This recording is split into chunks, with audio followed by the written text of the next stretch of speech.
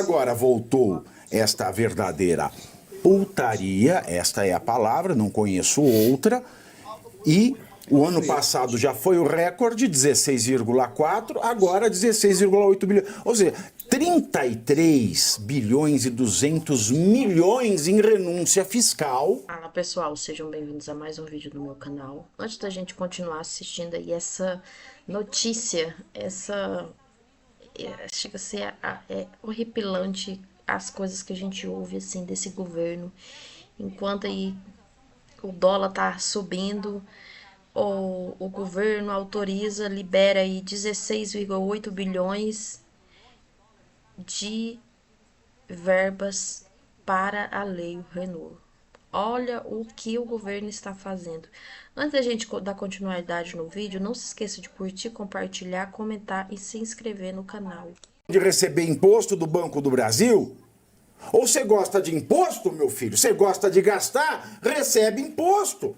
Olha que loucura isso. Agora, isso o Dino não faz. Por que será? Para ter apoio dos artistas e do PT, eventualmente. Não pode ser? Qual é a sua análise? Pode ser, Pavinato, até porque a gente às vezes cai numa... Como grande público, às vezes fala os artistas, mas quem faz a arte mesmo não é esse mainstream artístico, é uma grande minoria, mas eles capitaneiam os recursos, infelizmente. Você vê que o Lei Rouanet vai beirando 30 bi em 2 anos, é um nível de ofensa para a população, ainda mais num país beirando, pobre. Não, ultrapassando, que foi 33,2 bilhões. Mais ou menos 15 no ano, agora 15 no segundo, vai ter mais, vai aumentar mais. Agora, quando a gente está falando do Dino, é importante mencionar que o Flávio Dino, ele é um político, ele abandonou a magistratura, virou político por décadas e, de repente, voltou a ser um juiz. Ainda transitou no Senado, lembra que ele foi eleito senador, virou ministro, ele dava coletivas junto com a Polícia Federal para falar de casos em andamento, ou seja, ele buscou a todo tempo protagonismo, por isso que eu concordo com essa tese de que ele tem voos maiores. Ele fez essa coisa da transparência nas emendas para nos obrigar a falar que ele está fazendo a coisa certa e tal, para ser elogiado, ganhar o público, mas é uma coisa bem... Não, um orçamento pequeno dentro do todo e que não deveria, na minha visão, o Supremo se intrometer. Por mais que as emendas sejam escandalosas, esse tipo de situação que acontece era para parar o Congresso. Era para os parlamentares simplesmente atravessarem a praça e ir bater no gabinete Flávio Dino. Esse assunto é nosso. O que você está fazendo, né? Conversar institucionalmente. Mas é o Congresso mais acadelado, provavelmente, que já tivemos. Nem no regime militar a gente teve um Congresso tão frouxo igual hoje, salvo, perdão, alguns raros parlamentares que às vezes se ofendem quando a gente critica, mas assim, vocês estão numa estrutura, infelizmente, eu discordo desse dominada. acadelado, porque se fossem só as cachorras, pelo menos eram as preparadas.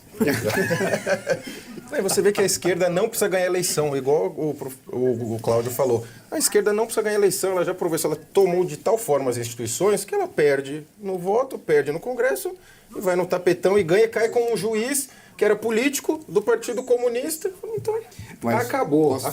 Um comentário rápido. Eu concordo plenamente com o que foi falado. É isso mesmo. Só tem um detalhe que a gente poderia acrescentar no radicalismo deles. Quando a gente fala, por exemplo, da Revolução Russa, a gente fala que a Revolução Russa foi outubro, novembro, dependendo do calendário, se é juliano ou gregoriano, tá?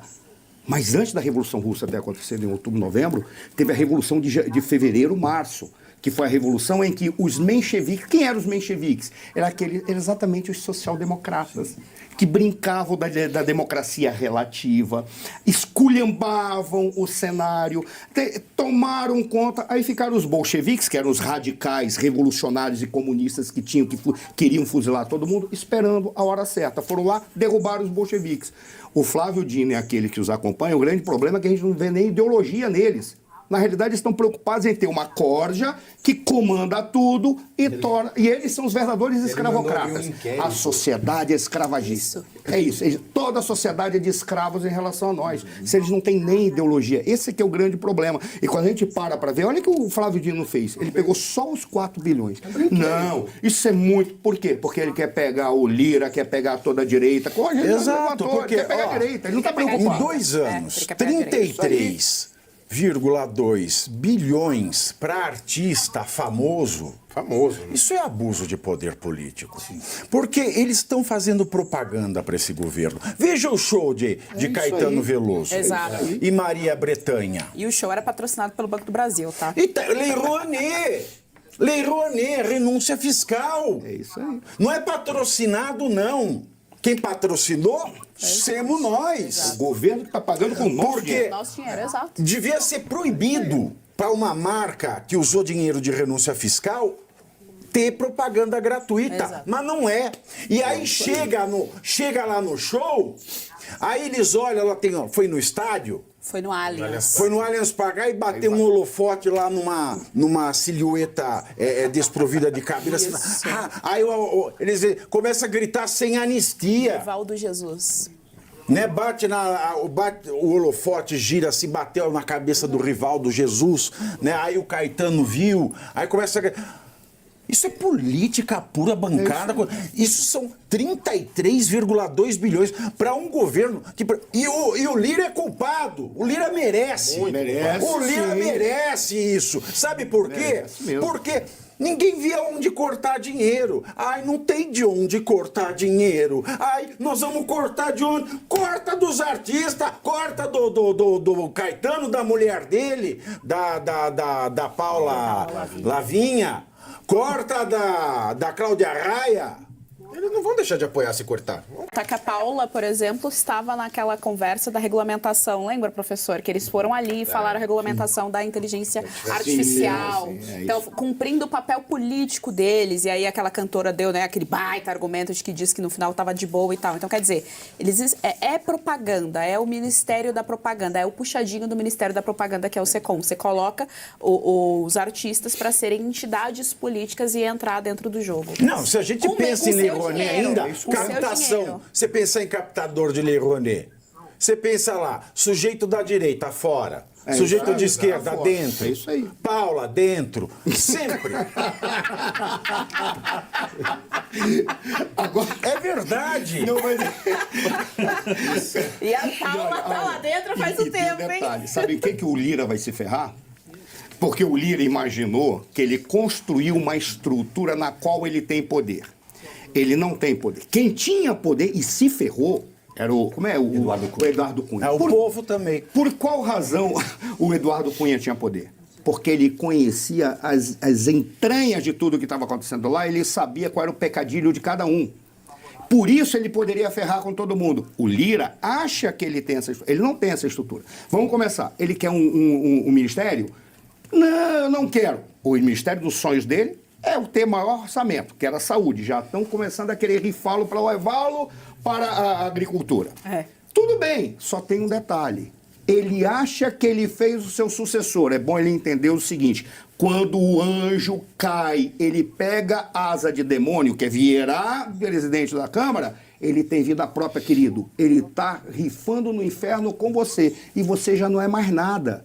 Então, aí é que ele vai dizer, não, mas eu vou tentar governar Alagoas. Ele tem um cara que já está brincando de cheirar enxofre há décadas.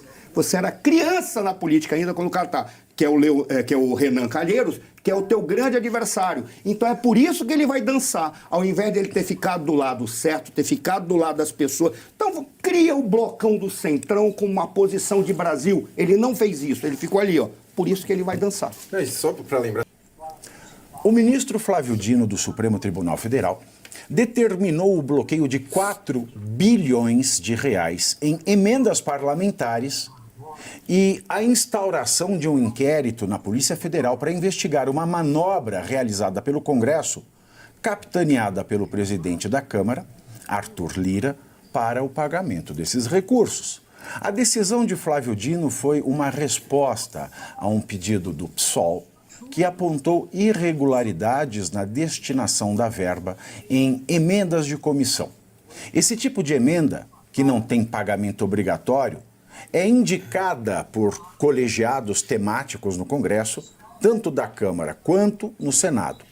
A modalidade foi turbinada após o STF derrubar as emendas do relator. Professor Marcelo Suano. Alguns movimentos do Flávio Dino sempre não causaram estranheza, mas sempre mostraram para mim que ele pensa autonomamente. Ele é um indivíduo que ele tem as suas próprias ambições. Ele chegou ao ministério, fez o que ele fez. Em determinados momentos ele peitava até o Lula. Ele agia da forma... A própria indicação dele, a própria indicação foi para tirar um pouco do caminho, né? Sim. E detalhe, e havia suspeita do Lula de que ele tinha receio do protagonismo que o Dino estava recebendo. Aí ele indica o Dino para o STF para ver se acalma. Por quê? Porque a diferença entre um presidente da República e um ministro do STF é que o presidente da República ele está numa república, o ministro do STF ele está numa monarquia, porque ele é um nobre de um colegiado de nobres, sem ter vínculos de honra. Ali é apenas supostamente a notabilidade, tá? Mas veja, e aí ficava isso muito claro. Quando você começa a ver os passos do Dino, a primeira impressão que dava é que ele estava em apoio ao presidente Lula. Não está apoiando o presidente Lula. Ele está confrontando todo mundo. A pergunta é, primeiro, supondo que ele esteja fazendo isso para mostrar que ele está seguindo a Constituição, está exigindo aquilo que seria uma governança transparente, adequada, uma governança limpa, porque quando ele fala, ele diz, não, mas peraí, eu só estou exigindo o que a Constituição pede, transparência nas emendas parlamentares. Por mais que venha de uma demanda do PSOL, não podemos esquecer, o PSOL é a extrema esquerda do PT, porque o PSOL nasceu do PT. Ele saiu de dentro do PT e era extrema da extrema do PT. E dali é que surgiu o PSOL. Por mais que venha do PSOL, ele está tentando mostrar que ele quer apenas aquilo que a Constituição exige, aquilo que uma governança correta exige. A pergunta-chave é, e você praticamente matou a charada aqui, no momento em que você apresentou o mapa estratégico de algumas personalidades do Brasil. Mas a pergunta-chave é, ele vê isso em resposta a quem? Porque ele não pode fazer isso sozinho. O partido dele era nanico, hoje o partido dele era pequeno, mas é um partido maior. Mas o partido dele era o Partido Comunista, era inexpressivo. O PSOL não é lá essas coisas, hoje o partido dele é outro partido. Mas queira ou não queira, ele não tem capacidade de alavancar e voar sozinho. Alguém está segurando como uma cegonha, não é cegonha, acho que uma águia que está pegando e jogando essa águiazinha, voa, cara. Porque você é a nossa esperança para a gente preservar o controle da máquina. É o que eu sempre cito do Il Gato Pardo, né? Mudemos tudo para que tudo permaneça como sempre foi. O que é o tudo que muda? As pessoas. O que é o tudo que permanece? A estrutura. E a estrutura tem pessoas que não são eletivas e fazem parte da estrutura, pessoas que não são eletivas e são pessoas que permanecem na estrutura até ela enferrujar, porque não são tiradas de jeito nenhum. Então, essa é a grande pergunta. Ele está respondendo a quem? Da minha perspectiva, ele está com uma pretensão de governança. Agora, só para encerrar, se o Lula ficar magoado, eu vou dar um conselho para o Lula, que se diz trabalhista. Trabalhista é centro-esquerda querendo ser esquerda de verdade, ok? Ah, é? Nunca confie num comunista. Pois é. Geisiane Freitas. Olha, primeira coisa que a gente tem que dizer é que esse movimento do STF é legislando, né? Fechou o Congresso. O Congresso está fechado e o Congresso se permitiu fechar uma vez que ninguém fez absolutamente nada, não tem obstrução, o Senado também não faz absolutamente nada, portanto, o Congresso colocou-se de joelhos diante ali o STF, todos os... Não é nem o STF, né? É bom a gente frisar isso também, porque um dos argumentos do Alexandre de Moraes é que tudo que nós falamos é um ataque ao STF. Não é um ataque ao STF, é uma crítica em relação aos membros que ocupam o STF, que corrompe o que é de fato o STF. Então, o Congresso colocou de joelhos diante ali dos membros que ocupam atualmente o STF. E aí, o que ele está fazendo é completamente absurdo, porque isso mexe não só nessa excelente explicação que o professor trouxe em relação à manutenção de poder e como é que a gente vai manter a mesma máquina, mas isso também abala toda a eleição municipal que a gente fez agora recentemente, uma vez que ele vai controlar para onde que vai ou não, já que ele tá com essa briga com o Congresso que não quer mostrar a transparência e aparentemente a pauta pode ser legítima, mas vamos ver até onde isso vai. E aí você consegue também mexer por meio desses recursos nas eleições agora, eleições onde a esquerda saiu derrotada. E aí você consegue queimar, né, o filme da galera da direita ou do centrão ali, que vez ou outra é alugado pela direita, e isso impacta diretamente no eleitorado. Então é todo um jogo de cena política e é aquilo que o Barroso fala em relação ao STF, que ele acha que é uma vantagem, que é uma qualidade, que é uma virtude, que é o STF assumir o jogo político. Se o Dino quer fazer esse jogo político inteiro, ele tem que sair do STF, voltar a ser governador. Ele era governador ou senador da última vez? Foi senador. Ele foi as duas coisas, né? Governador, depois foi senador. Senador depois, mas quando ele foi para STF, ele estava no Senado, né? Foi governador duas vezes, no Maranhão e senador. Lá, né? Pronto, então se ele quer continuar aí com, olha, justo do Maranhão, justo da parte de cima do país, né, que a gente sabe o que acontece ali em relação aos nomes e às famílias. Se ele quer ter esse jogo político, então ele tem que sair, abandonar a toga e voltar, então, a ir para as urnas eletrônicas. Só um comentário rápido. Assim, por exemplo, por que o Maranhão e por que o Norte sofre tanto com a esquerda? Aí eu faço uma crítica à nossa direita, que nunca se preocupa com os valores, propriedade, liberdade e empreendedorismo. É uma direita de cargos, porque né? lá Cargos eletivos. são coronéis. Exato. Aí o que acontecia, como é que você fazia para sobreviver aos abusos daqueles coronéis, que tomavam a coisa pública como privada? Aí vinha só porque se chegasse alguém liberal ou conservador, não, vamos fazer isso, vamos preservar. Não, a gente tem que fazer empreendedorismo.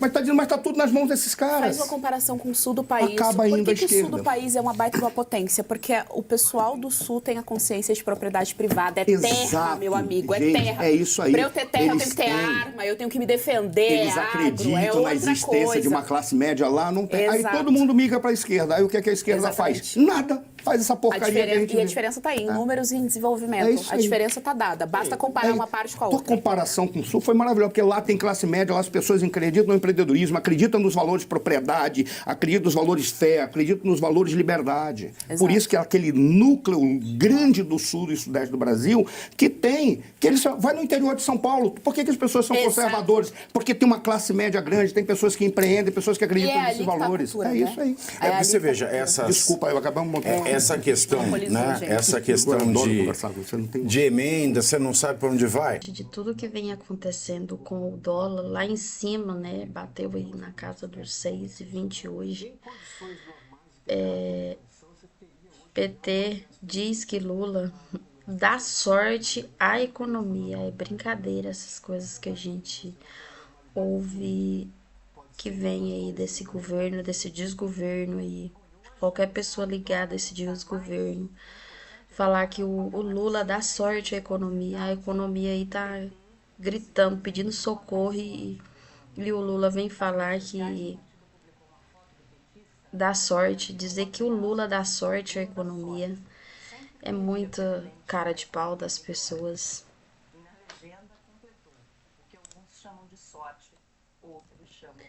Desde o final de novembro, o dólar tem se mantido acima de 6. A gente vem acompanhando, já chegou a quase 6,30. Mesmo assim, o Partido dos Trabalhadores, PT, afirma que o presidente Luiz Inácio Lula da Silva dá sorte à economia. No Instagram, o partido comentou o fato de que sempre que ele, o Lula, vira presidente, a economia melhora. Na verdade, o que tinha de bom ainda era resultado do governo Bolsonaro, não tem nada a ver com o governo Lula. Ele pegou o Brasil estava alinhado e ele conseguiu aí tirar o Brasil de uma situação boa e colocar nessa situação atual que a gente está vivendo aí. O preço de tudo está explodindo, o dólar está explodindo, a moeda, o real brasileiro desvalorizado. Era uma das moedas aí no governo Bolsonaro que estava, se não me engano, estava em terceiro lugar. Quinto era terceiro lugar. Agora é a moeda que está sendo mais desvalorizada. Então, de acordo com a publicação, é considerada uma resposta às críticas de opositores que ressaltam que o petista se beneficiou de condições externas favoráveis em seu governo.